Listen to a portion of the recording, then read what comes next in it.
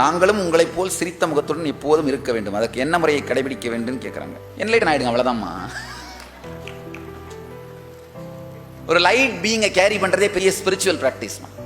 அந்த லைட் பீயிங்கை கேரி பண்ணுறது என்னன்னா, நாம் ஒன்றும் பெருசாக எதுக்கும் ஒர்த் இல்லைன்னு தெரிஞ்சுக்கிறது இல்லை. நாம் நினைக்கிறோம் சில டைமில் இதில் செல்ஃப் கான்ஃபிடன்ஸ் இருக்காது அப்படிலாம், அதெல்லாம் ஒன்றும் கிடையாது. நாம் செல்ஃப் கான்ஃபிடென்ஸ்ன்னு நினைக்கிறது, நாம் ஒரு பெரிய ஒர்த்துன்னு நினைக்கிறது மொத்தமுமே யூஸ்லெஸ்மா. நாமளே பெரிய ஒர்த் இல்லாத ஆளும்போது நம்ம பிரச்சனைகளும் ஒர்த் இல்லாத போயிடும் பாருங்க. அதான் உண்மை. அட நம்மளுக்கே பெரிய ஒர்த் ஒன்றும் இல்லை, நம்ம பிரச்சனைகள் என்ன. லைட் பீயிங்கை கேரி பண்ணுறதுமா. எங்கே போனாலும் எங்கே இருந்தாலும் என்ன பண்ணாலும் ஒரு லைட்னஸை கேரி பண்ணிட்டு இருக்குது. ஒரு மெடிடேஷன் டெக்னிக் இருக்குது. அதாவது ஒரு லைட்டான பீயிங், உங்களை லைட்டாக ஃபீல் பண்ணுறது, ஃபிசிக்கலாக மட்டும் இல்லை எமோஷ்னலாகவே உங்களை லைட்டாக ஃபீல் பண்ணுறது.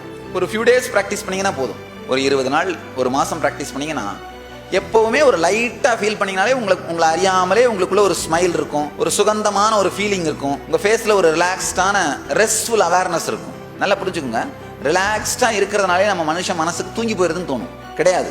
ரெஸ்ட்ஃபுல் அவேர்னஸ், ரொம்ப டீப் ரெஸ்ட்ஃபுல்லாக இருப்பீங்க, ஆனால் பிரைட்டாக அவேராக இருப்பீங்க. அது நடக்க ஆரம்பிச்சிடும்.